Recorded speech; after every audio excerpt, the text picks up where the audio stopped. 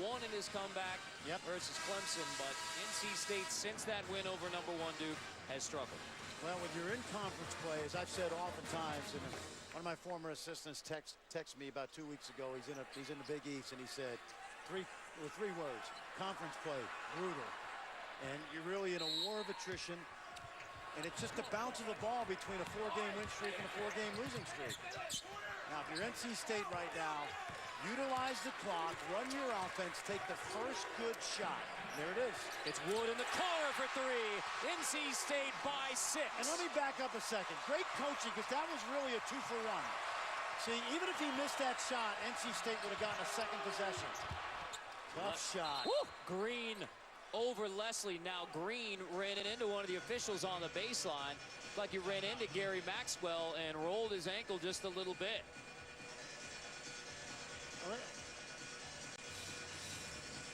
Watch this right here. Now, you would say this is too quick a shot, except it's a free possession because Mark Gottfried went 2-for-1.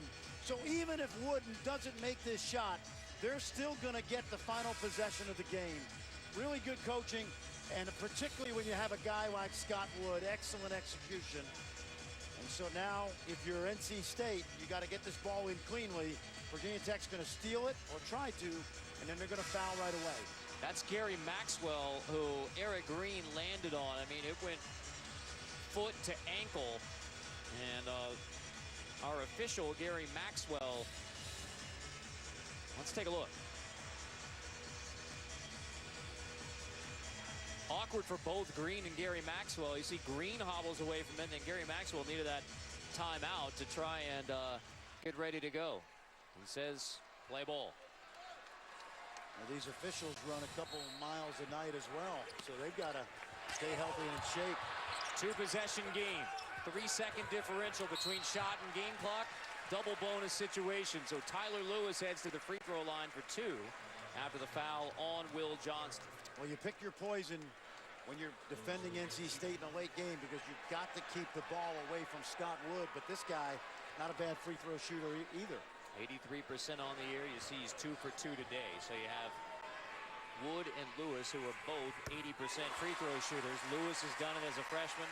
Wood over 4 years. That makes it tough for the opposing coach late game situations. No, it does, but you got to take your chances. Lorenzo Brown's almost at 80% as well, so it's a good, at least on the perimeter, very good shooting team for Mark Gottfried late in games. Lewis gets him bold. NC State by 6.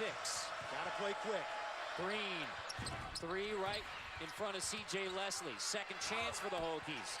Johnston bothered, touched by the Wolfpack, so Virginia Tech keeps it with 24. You almost have to shoot a 3 here.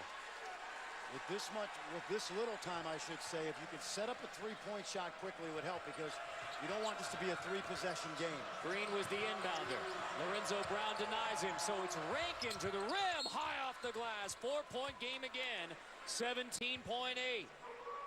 Green was denied. Rankin takes it. Well, that's what the defense gave him the drive. He took it, he got the 2. But I'll tell you, in the second half, when things were on the line, and it was a little nervous in this PNC Center, Scott Wood has delivered. Terrific shooter. We know he can do it. I love the release. That's what makes him such a great shooter. It's not just the accuracy, but how quickly he gets it off. Woo! Indiana boy. 18 for Scott Wood, who had the game winner Sunday at Clemson. So Scott Wood and NC State trying to come back now. Virginia Tech led this game by 7 early in the second half. Big 14-0 run for NC State. Now, how do the Wolfpack close it out against Virginia Tech? It's simple. They got to get the ball inbounds cleanly to their 3 great foul shooters. You got to think that James Johnson, who did a good job last possession, is going to keep it out of Scott Wood's hands. But the percentages are is that NC State's going to get it to Brown or Lewis anyway. And then you got to hope, if you're the Hokies, a miss, quick score, go from there. Virginia Tech has not won since January 19th. 7 straight losses since they beat Wake. They won back-to-back games at that point to go to 2-2. Eric Green, the nation's leading scorer, has 28 in this game. Only 2 made threes. UCLA Stanford coming up next on ESPN2 as rivalry week presented by Wendy's continues. Carter Blackburn, Fran Fraschilla, 17.8 to go. Double teaming Scott Wood. So it's into Lewis. Now into Brown's hands. The foul given by Rankin. That's number 5. And Marquise Rankin, the backup point guard, he's fouled out. So James Johnson gets him in there as the backup point guard, but now Rankin has to sit. You know, really impressed today with James Johnson. There was a perfect situation. It's a game of percentages late in the game. They kept it out of Wood's hands. Yes, Brown got fouled, but you think of James Johnson, the job he's done today. He was with Seth Greenberg for 5 years, Jimmy Larrañaga, Eddie DeChellis in his career. His team has played very hard today. I've been impressed with them. They're organized. They got a lot out of their 9 players today. So that final 14 for George Mason in 2006 when they beat North Carolina, beat Connecticut as an 11 seed and went to the Final Four. And Larrañaga was the head coach. Yep. James Johnson was right there with him. Well, and let me tell you, Seth Greenberg, he's a colleague of ours. Absolutely. So it sounds like, we're stroking him a little bit, but Seth can coach too. Eddie DeChellis is now at Navy, was at Penn State. James Johnson was there. So the guy has had good mentors. He really has, including Seth, who did a very good job at Virginia Tech. And you think about Dorian Finney-Smith, Montrezl Harrell, who might be here today. But I like the way these guys have played today. They really have done a good job. Finney-Smith is in Florida. Harrell's in Louisville. Wow. Jarrell Eddie giving Virginia Tech a chance. 2-point game, 8.1 to go. That's Eddie, who was ice cold coming into this Saturday in Raleigh. Jarrell Eddie, big bucket for the Hokies. So now what you got to hope right here. A little gamesmanship there. The Hokie guys set up at the foul line. Not sure it's going to bother Scott Wood. 2 shots for Scott Wood, 80% career shooter. Whoa. Okay, now if you're Mark Gottfried with 2 timeouts, if this becomes a 3-point game, do you foul? He's going to take a timeout if he makes it. 16 fouls for NC State, so that would put him in the bonus, but does not give Virginia Tech a chance at the 3 to tie in the closing seconds. Maybe, because what we've seen all year is coaches want players to foul, players try to foul, they don't foul, or it's not called, so this will be a very interesting 8 seconds. Which is one of the reasons coaches are reticent to foul in a situation like this, because on paper, it works out perfectly, but there's some imperfections out there. And it's not totally cut and dry that fouling is always the best thing. My big thing is whether you foul or you play straight up and switch all ball screens, is that you have practiced it. And when I go to practice late in the year and they do special situations, I'm looking for teams that work on fouling. So let's see right here what Mark Gottfried has up his sleeve. Obviously, the ball's going to go to Eric Green. Number 11 for Virginia Tech. He's at the top of the key right now, guarded by Lorenzo Brown for NC State. Mark Gottfried's got Bobby Lutz right next to him, the former head coach at UNC Charlotte, who's been a great assistant coach here. Likely be a head coach soon, won a lot of games for the 49ers. See Bobby Lutz right next to Mark Gottfried right there, a really good basketball guy. There's all the scouting reports, the film breakdown. Checking the clock. Okay, that ball went through about, I think it stopped on time. Unless it started. Foul. Okay. It ran a little bit there, didn't you think? Indeed.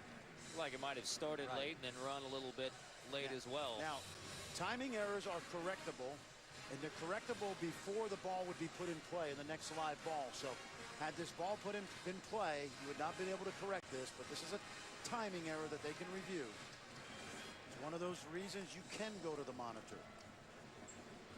NC State 16 fouls, so if NC State does give a foul, it would be a 1-1 chance for Virginia Tech.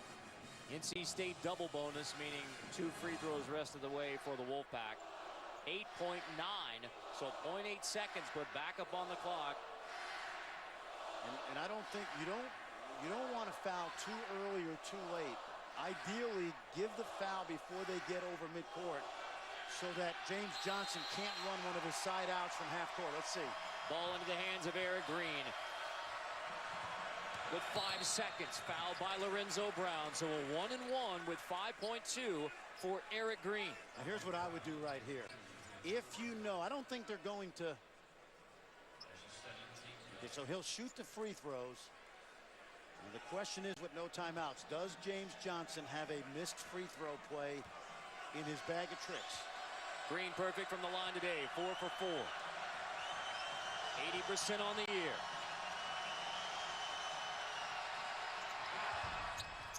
Makes the front end. And now will Virginia Tech attempt to make or miss the second free throw in the 1-and-1? This is, I think with no timeouts here, this is where you have to have a free throw play. Because if he scores, cuts it to 1, and the ball comes in bounds, and you don't get a chance to foul, the game will end. Or not, you won't have much time. Let's see if he misses it on purpose, and do they have a play? There it is! The side of the rim. There it is! Goes. There it is! The follow goes from Jarrell Eddie, even at 78. Lorenzo Brown for the win. Overtime between Virginia Tech and NC State. A perfectly executed missed free throw play. Off the miss from Eric Green, Jarrell Eddie flies in to get the follow, and we are headed to overtime in Raleigh. This was by design, and if it wasn't by design, it's incredible luck. Watch him miss to the right, and look now. Look where the guard comes in now. Did the guard break the plane of the top of the key before the ball hit the rim? Because that guard's not allowed to run in there. But the play design was executed perfectly. That ball, I think that's a violation, but you know what? I'd be ecstatic if I were the Hokies right now, because this is perfectly executed minus the violation. That player on the outside is not to break the plane at the top of the key until the ball hits the rim, but you know what? That play was in the Hokie playbook. Green missed it perfectly to the right. It kissed perfectly off what we call the flange of the rim. Perfectly done. Green misses the second free throw. Jarrell Eddie. Let's take another look. Well, that ball's in the air, and I'm not sure that you're not allowed in there until that ball hits the rim. But well executed. Jarrell Eddie, right spot, right time.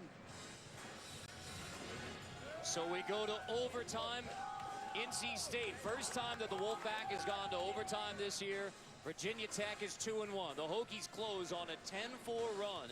It's a Virginia Tech team who has lost 7 straight games, all in ACC play, back to January 19th versus Wake Forest. So the Hokies clearly take the momentum into the overtime after that thrilling, bizarre 3-point finish of the game for Virginia Tech. You know, bizarre is a good word, but you know, what did they say? It was lucky, but it was lucky with preparation. There's a quote there, but the basic thing is they had a missed free throw play in their playbook, Virginia Tech, and they executed it perfectly.